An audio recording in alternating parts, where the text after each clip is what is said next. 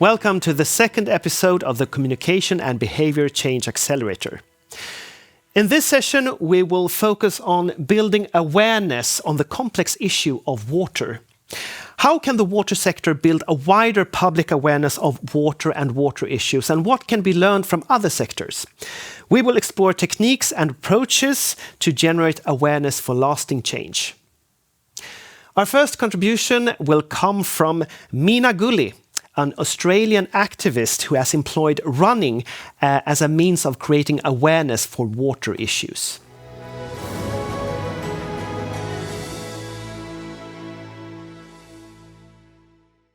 Over the last 5 years, I've done some pretty crazy things for water. I've run across 7 deserts on 7 continents in just 7 weeks. And a year later, I ran 40 marathons in 40 days down 6 of the world's great rivers. I've slipped and slid along trails in the Amazon as I made my way to meet local communities whose livelihoods have been completely destroyed along with their forest. And I ran alongside community water supply trucks in South Africa when we visited towns that had literally run dry. I struggled to carry big, heavy bottles of water, which I passed to young children who were waiting at their gates for their water lifeline, kids who had skipped school to wait for our delivery. And when we left, I turned around and watched as fights broke out on the street when people realised that there was just not enough water to go around. And I ran across the white expanse of Antarctica, the driest continent on Earth, a place so cold my water bottle froze, and so quiet I could hear the sound of my own heart beating.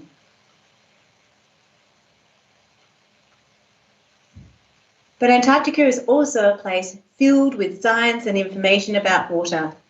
Bubbles in ice cores just like this that can tell us about the links between water and climate change. I think it's easy to look at science and data like this as just numbers on a page. We'll have a 40% water deficit by 2030, or that 3 billion people don't have access to adequate hand-washing facilities in the middle of a pandemic. But when we live in cities where water flows freely from our taps and power runs into our homes and we can access food and groceries when we need them, to us, these numbers are cold and meaningless. And to be honest, I think if they weren't, we'd be acting more and we'd be talking less. And the reality is for all of us, these are not just numbers on a page. They're real people in real places around the world. Fishermen just like this, who we were introduced to when we ran in Uzbekistan, living on the banks of what was the Aral Sea, who has watched as over the last 30 years his livelihood has disappeared, along with the water in the sea. Or this man, A.C. Shun and his son Christian, fathers like those of you listening and watching right now. Just for a moment, imagine being forced to face your sons or daughters, knowing you're burdening them with farms so dry nothing will grow, dams so parched I could run across them. It's easy to listen to these stories and think that they're someone else's problem, but they're not. They're our problem too. And here's why. Water goes into everything we use, we buy, and we consume every single day. From the coffee you drank this morning, to the smart clothes that you put on to join this call, to the mobile phone you might be dialing in from, or which is sitting on the desk beside you or tucked into your pocket. Just that one outfit took more water to make than all the water you've drunk in your entire lifetime. Just one outfit.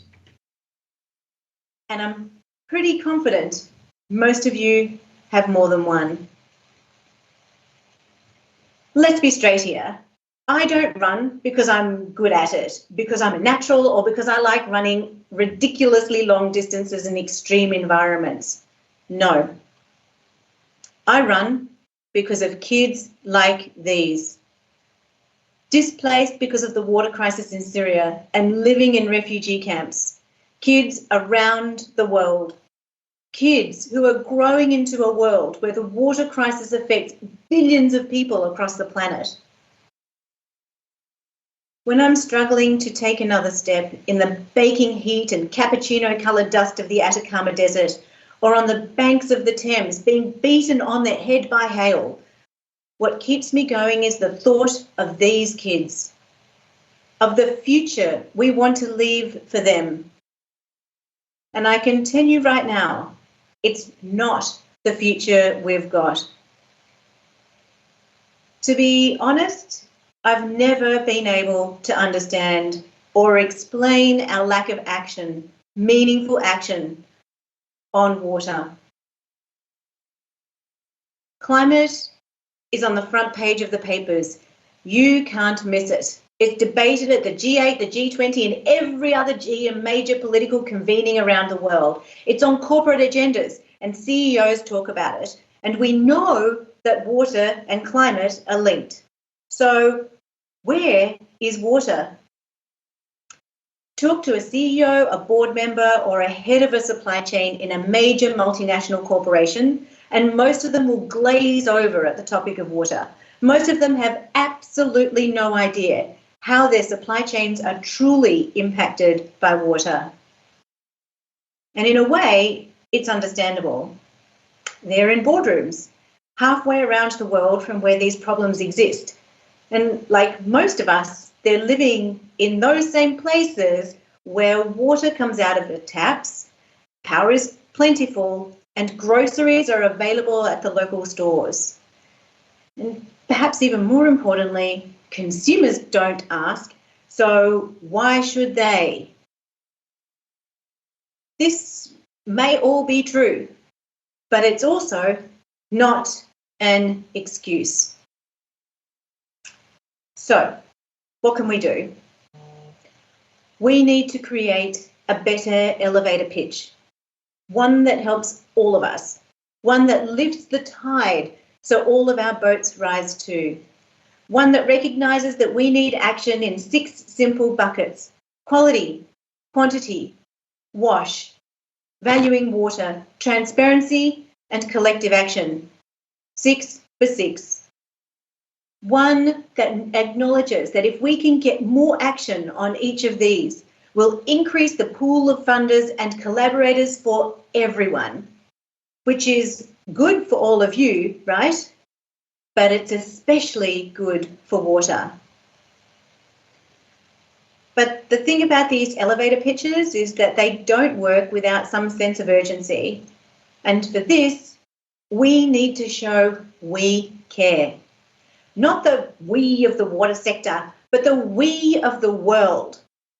And that means mobilising individuals, consumers, voters, investors, people who are prepared to step up and publicly say, we want action on water. In 2018, I set out to run 100 marathons in 100 days. My goal was to create a bold and ambitious expedition to the coalface of the water crisis, one that would capture the media's attention and help me to put water onto the global agenda. And to be honest, it was great. We got huge media, we ran lots of miles, and we told incredible stories from amazing people, many of which I've already shared with you today. And we hit major milestones. Billions of media impressions, millions of people reached, and lots of marathons run. But in the background, I knew I had a problem. And at the end of marathon number 62, where my team carried me into our car, I knew I needed some pretty serious help. The next day, we went to hospital. I was terrified. I was terrified about the damage I knew I'd done to my body. But I was even more scared about what that damage would mean for the impact I'd been so determined to make. And as I sat in my wheelchair after the scan, I listened but did not hear the doctors explain I had a 15-centimetre fracture in my leg. And that meant no more running. Darkness fell. The campaign was literally done. Confucius said, "It doesn't matter how slow you go, as long as you keep going." Later that day, I watched from my wheelchair as my team took on my miles, day 63. And on day 64, they were joined by people from across Cape Town. And then day after day, more people stepping up to show their support, a wave of momentum rolling around the world. Place after place, country after country, a boldly optimistic, radically inclusive community of thousands of people across over 145 countries around the world, stepping up for water, sharing their passion, their stories, and their desire to say, "We care." Run or walk? The world for water. Let's do it. You brought heart, you brought smiles, thousands and thousands and thousands of people showing how much they all value water. Hi everyone, we're in Gwerere and this is where we're going to do our last run for the World Water Run. What are we doing? Trekking for show! Yeah! Thank you. You are incredible human beings and I'm enormously grateful to be part of this alongside every single one of you. Thanks for supporting us, thanks for being part of this run from day one.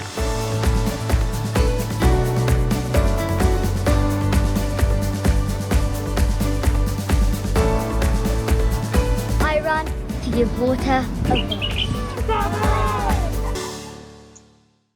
We are continuing to build this momentum, this movement for change, and we're heading for the steps of the United Nations on World Water Day in 2023. It's the opening of the first UN conference on water in over 50 years, and it's an opportunity for us to move this issue forward to show we care. Not the we of water, but the we of the world, that boldly optimistic, radically inclusive community of millions of everyday heroes right around the world who are stepping up to say, we want action on water. And as they ask, we have a choice.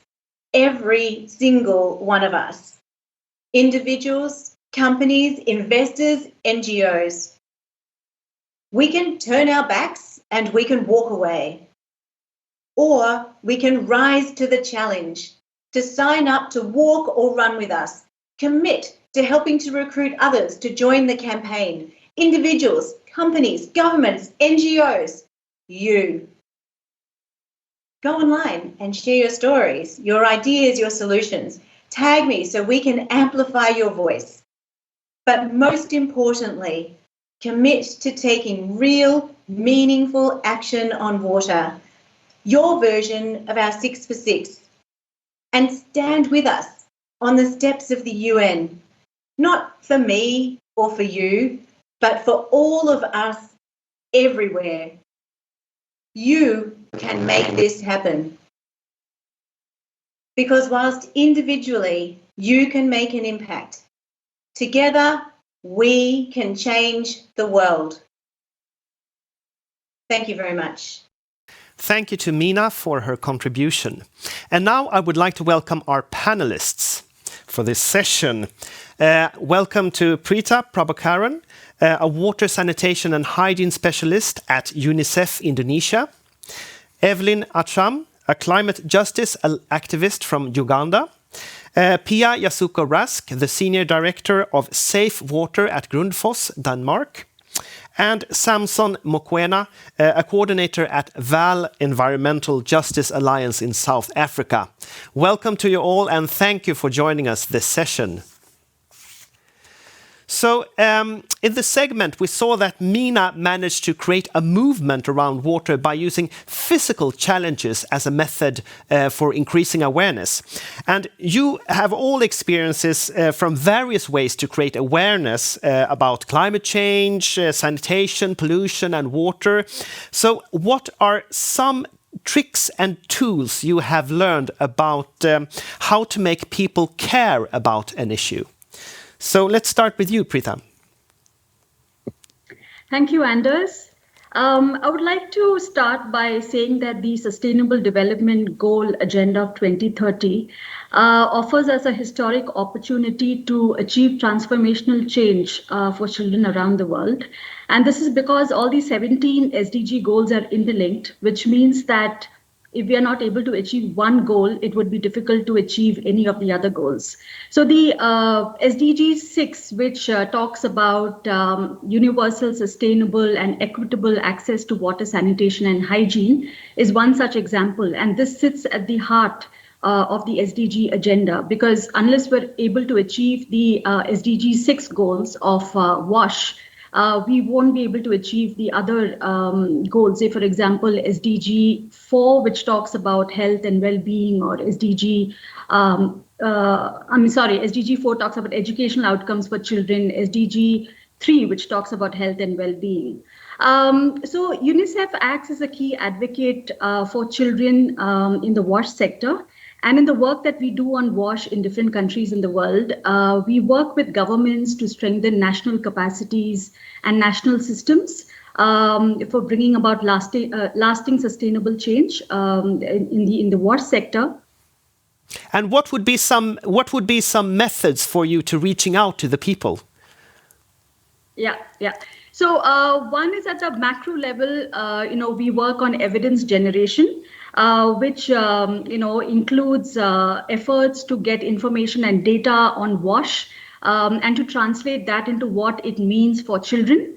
And, so for example, as part of the COVID response last year, we worked on a national analysis of WASH in schools data and WASH in healthcare facilities data, which shows that, like, for example, 16% of schools in Indonesia do not have access to adequate water, sanitation and hygiene facilities, or that 26% of healthcare facilities do not have basic sanitation. So this data is used in order to advocate for change and to set priorities within the WASH sector, and also to support the policy maker in their planning and strategy processes. Now, when we look at it in the micro level, we work on changing behavior and establishing social norms, for WASH activities, which includes, for example, stopping open defecation or promoting hygiene practices, which would include hand washing practices or methods for water safety and water treatment within households. Thank you, Preeta. And Pia, what are your methods for reaching out to various audiences and create awareness? Thanks a lot, and thanks a lot for having me. And I was just reflecting on what Preeta said, and I think it's so important to stress the connection to other SDGs. I think what Preeta said about collaborating with governments is really important in the awareness creation that you make as UNICEF. And I often think about SDG 16 that we don't often talk about when we talk about water. SDG 13 is strong institutions. And I think that this is really one of the areas where we as a private company as well struggle a bit, because when we sign, for instance, public-private partnership contracts, the strong institutional element is so important for us to, really scale and live out the contracts that we make to make water available. I think sports, talking about that and returning to that, is a great medium to create more, general global awareness. Grundfos, for instance, uses the platforms we have. Handball, World Cup and European Cups are one of them, where we sponsor SDG 6 and 13. So when goals are made, 6th and 13th goal, we will then donate. And of course, it's not the donation itself that's important. It's actually creating awareness to an audience that normally would perhaps not know about the SDGs or know about water and climate.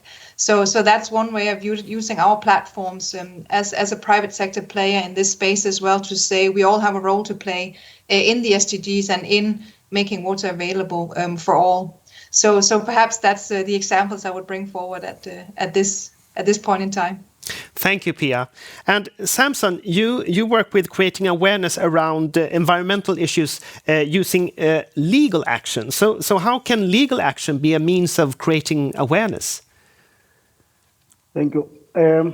First, in South Africa, water is a scarce commodity and a resource, and it's a contested resource because of private sector interest, government making sure that there is a proper supply of households and making sure that agriculture is sustained. So it is a contested commodity.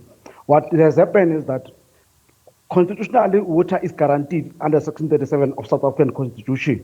That's the first thing that we have, making sure that all communities that we work with, especially people with disadvantaged groups, people who work on the traditional medicines, women's groups, that they are fully aware and they're involved in water governance at their local level, where decisions making are taken to make sure that water allocations are properly managed.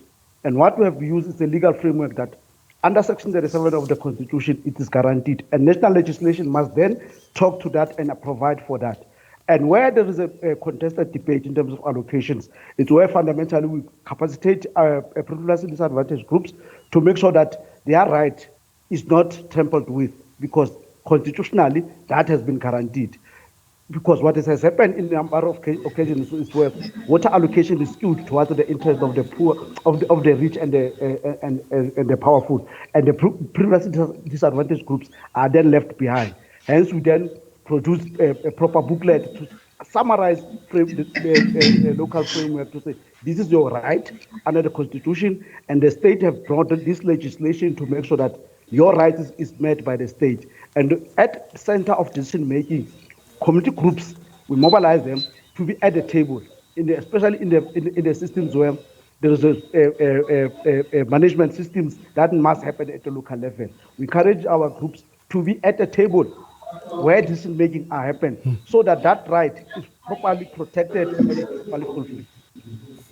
Thank you, Samson. And Evelyn, you are a climate justice activist and also involved in Fridays for Future, and do a lot of awareness work. What are your strategies and methods for creating awareness about climate change? Thank you so much, Andrew.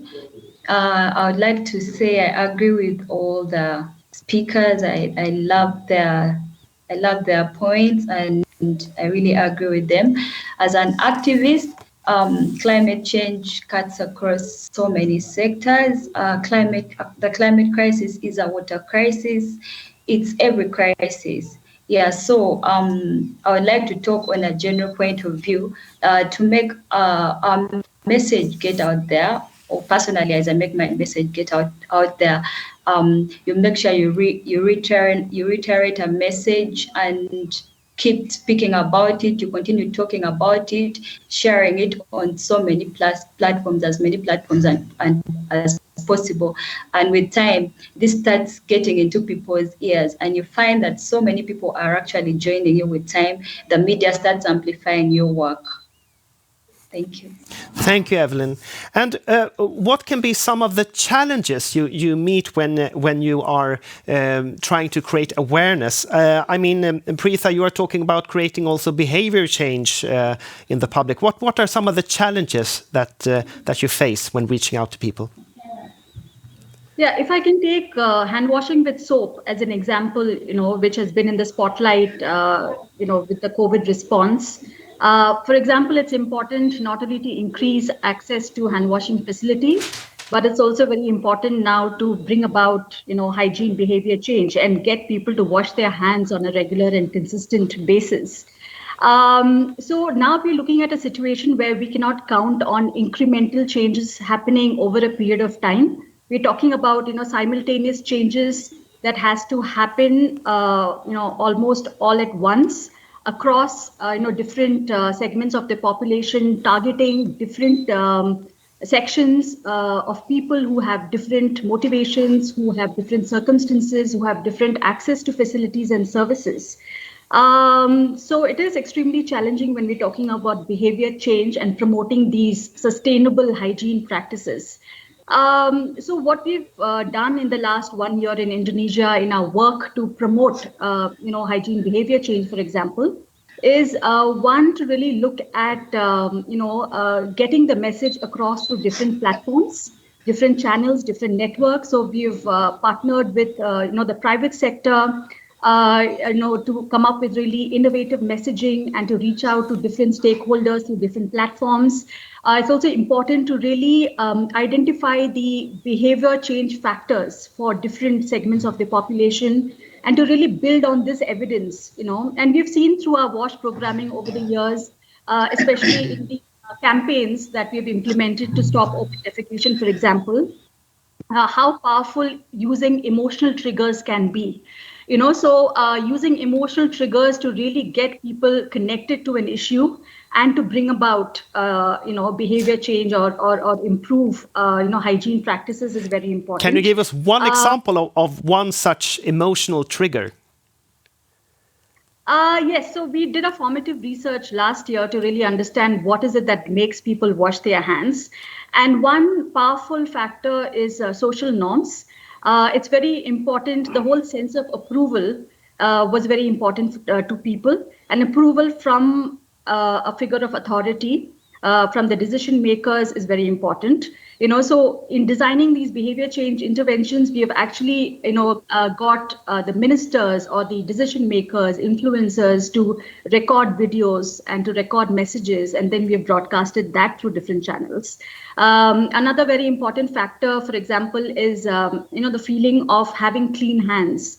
So it's not only, which came as a surprise for us in terms of, a lot of men spoke about liking the idea of, having clean hands, and also they spoke about the factor of smell.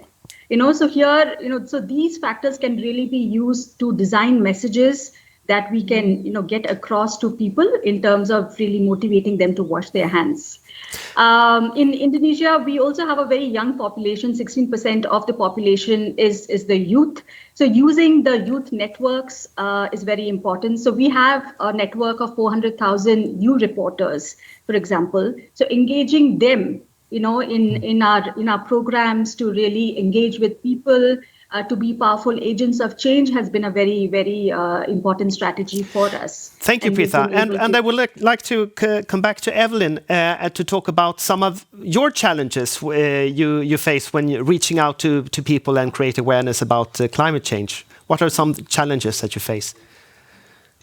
There's one challenge that almost every activist faces, and those are trolls. You find so many people criticizing what you're doing, what you're telling them, but this should not discourage you. Trolls only mean that you're actually speaking the truth, and if you know you're speaking the truth, then you have to keep spreading the message. You have to keep doing what you do, because you know that eventually one day, one time, these people will join you. These people will understand your work. They'll understand what you're doing. And the other challenge that most activists are facing, and me inclusive, like early this year, I got arrested while protesting peacefully in front of the Parliament of Uganda. I got arrested with 2 other activists, and I was threatened. We were told so many scary things. And of course, this really scares us. We are limited to going to public places to do our strikes, to speak to people. But we have to keep doing this because we are speaking the truth. So what we do these days, we just strike from home or from a place which is far from town and put this message out there on social media, on different social media platforms, as we wait for the rules or for our leaders to get to support us on this. Thank you, Evelyn. And Pia, what are your comments and reflections on these challenges? Yeah, I was thinking about it, and I think that as a private sector company, we're of course always very aware that the greenwashing elements of this, how far can we go in our messaging without getting shot down for saying, yeah, you just want to sell something. And of course, that's very true. We do want to sell something, but when we talk about something like water access, when we talk about the global goals, I really do feel that as a company, we are also part of a bigger whole of creating awareness globally and together with others. It's a plus-sum game. If we can, improve capabilities together with UNICEF, if we can reach more communities with Samson and Evelyn, if we can, get the message out there, it's a plus-sum game. It's not about one for us selling stuff. It's about giving people choices and for them to understand the choices they have and what roles and responsibilities each of us can have in reaching those targets. So I think for us, the big challenge is, of course, always this balancing, what is the role of private sector? How far can we go in our role as communicators and raising global awareness? And I think that's why we always try to partner as well, because we are trying to do good. And it would be so terrible if we end up doing bad. But we also have to, not be scared of somebody, trying to chase us down and say, yeah, you're just trying to sell something. Because then we get also too afraid to even say something. So I think that balance is actually one of the big challenges we have as private sector players in this space, because we are dealing with some very challenging topics and sometimes with some of the world's most vulnerable communities. So I think that's the challenge I want to bring out here. Thank you, Pia. And Samson, what are your reflections on what Pia said, and also what challenges you face in your work, in your daily work? Thank you. I like that point where we must not shut down each other in the spaces of engagement, particularly where water is at the center of development. And we have that experience in South Africa because the water management in this country is quite complex. And those who previously have a right to water as individuals, because that right has been taken away, as in the hands of the state. And that it must be shared amongst all of us. And it must be sure that we listen to each other. And one of the things that Evelyn have said of threats, activists continuously being threatened by other legal suits, that's something that have emerged in South Africa when we are in these meetings.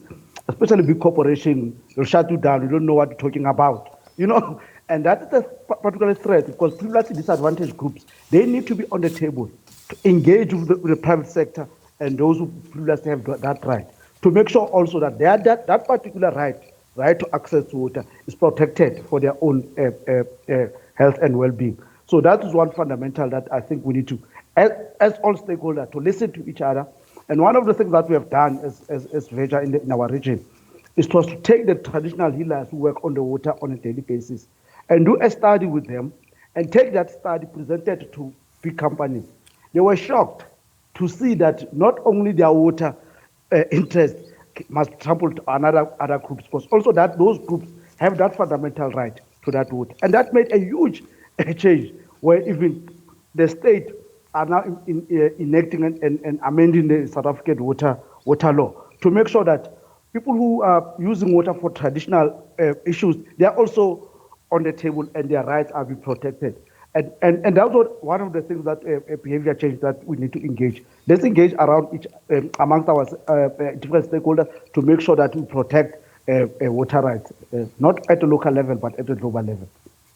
Thank you, Samson. And you talked before about how important it is to include all voices. And it's sometimes, do we need different strategies for creating awareness depending on how people value water or how people value different issues? Because you can value, for example, water differently if you are affected by catastrophes or you are living in a safe environment or depending on your sort of position in society. So how can we make sure that all voices are heard to get sort of the people on the top to know about people's reality? Evelyn, what are your reflections on that?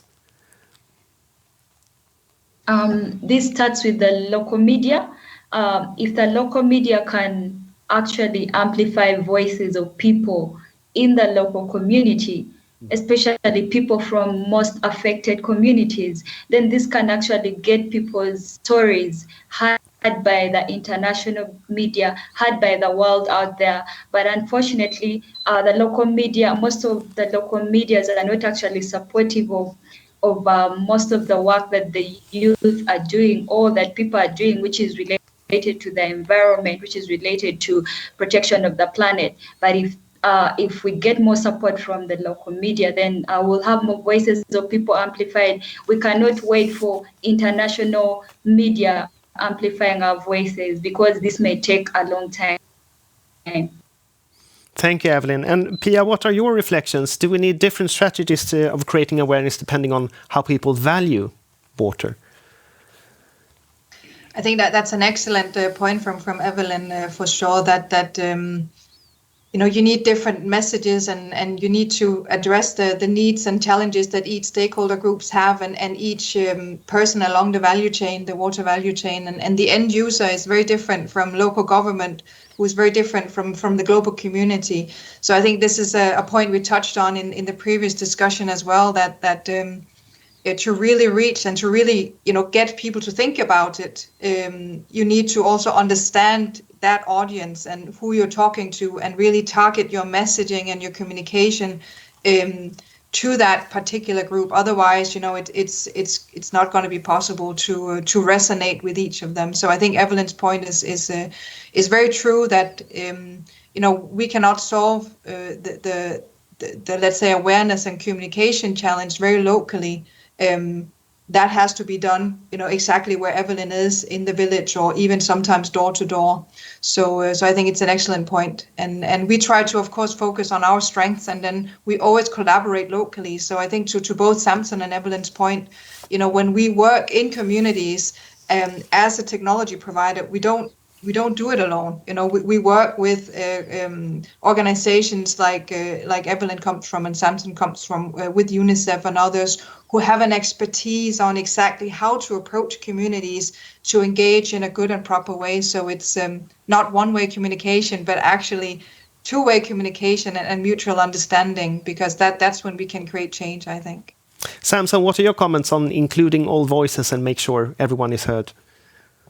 No, I agree. I think local media play a critical role to make sure that they disseminate correct and proper information to local communities.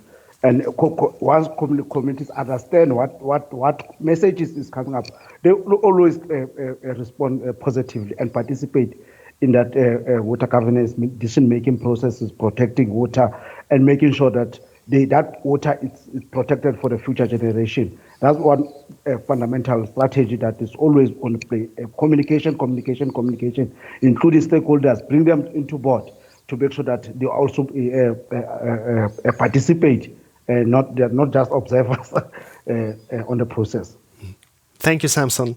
And Preeta, you are doing large-scale initiatives for creating awareness around water sanitation and hygiene. So how do you measure your impact? Can you measure your awareness? Yes, awareness can be measured. So traditionally in our programming, all over the world, also different organizations, the methods that were adopted were more in terms of giving out information with the aim of building people's awareness around an issue and knowledge around an issue, and thinking that would translate into practice or action. But over the years, we realized that just because people know about something, that doesn't mean they really practice it. So in terms of now, so when we now try and measure awareness building or the knowledge of a person related to a certain issue, we really look at how that translates into practice. So it's so if we want to measure hand washing with soap, it's important to look at or observe the practice of hand washing. So in Indonesia, last year, we developed a national hygiene monitoring system to monitor the compliance to COVID-related hygiene behaviors, which is proper mask usage, safe distancing, and hand washing with soap practice. And this had very clear indicators and parameters to monitor if people were washing their hands or maintaining safe distance or wearing their mask properly. So it's very clearly measured in terms of practice of behavior, which is actually means that people are aware about an issue. Thank you very much, Peter. And we are going to conclude this panel discussion soon, but I just want to ask you a last question, and that is, people's memory is very short, and the media's memory is perhaps even shorter sometimes. So how do you create awareness that will lasting for change? So, Pia, what's your reflections on that? That's a gigantic question. I yes. almost don't know what to respond. And you have 30 seconds. On that. Yes, 30 seconds, and we'll save the world. I think I don't think it's worth repeating what everyone said, but I think those are sort of the ingredients. It has to be something people can emotionally connect to, because that's when you understand, that's when you change behavior, and it has to be appropriate, for the audience you're talking to. So water challenges are often very, very local. And I think that's why you were also talking about local media here, right? Because they will be able to address and speak to the exact challenges that people have locally and can connect to and tell the stories that are meaningful to them to actually go about creating the change and pull these triggers of change that we'll need to really make a difference here. Thank you, Pia. And Prita, your 30 seconds to change the world. Well, behavior change interventions, should target systemic change. I don't think, there's any way out of it. So it should be about reinforcing messages in innovative ways, targeting a different segment population with different tailor-made messages. And it should be about establishing social norms and about establishing habits. So once it becomes a habit, people will remember it and they will practice it, all their lives. So it has to be about reinforcing habits. Thank you, Prita. And Samson? Yeah, I think from our side, because we work within the legal framework, once we have made sure that the legal framework is sound and sustainable, and the state is able to respond to the local issues, that for us it's a big change to make sure that the state is accountable to the citizens and making sure that they provide water as a guaranteed in our constitution and our local legislation. If that can be a lasting solution for us, that will be our success. Thank you, Samson. And Evelyn? I think, like I said earlier, reiterating a message, a crisis message is very important. You can't talk about it once or twice or 3 times. You must talk about it until you see results. Yeah, if you keep talking about it, you'll find that more people are actually joining, more people are getting involved and are understanding, because I believe that people can only act when they are informed. Without people having this knowledge, we'll not be doing anything. And people need to understand that the climate crisis is a water crisis, and this message has to be spread out there and has to be emphasized even to the different activists around the world, because in activism most times you're talking about green, like the forests, but you find that there's less talk about water. So I would like to encourage everyone listening and even the activists that we also fight for the water. Thank you, Evelyn, and thank you all for participating in this session. Thank you to our lead partner, the Grundfos Foundation. Don't forget to look at More Than Words, showcasing effective storytelling on water, where visual and performing artists address urgent climate and water issues. You can find these events on the center stage. Join us again tomorrow for the 3rd Accelerator on communication and behavior change. Thank you for watching and see you again soon.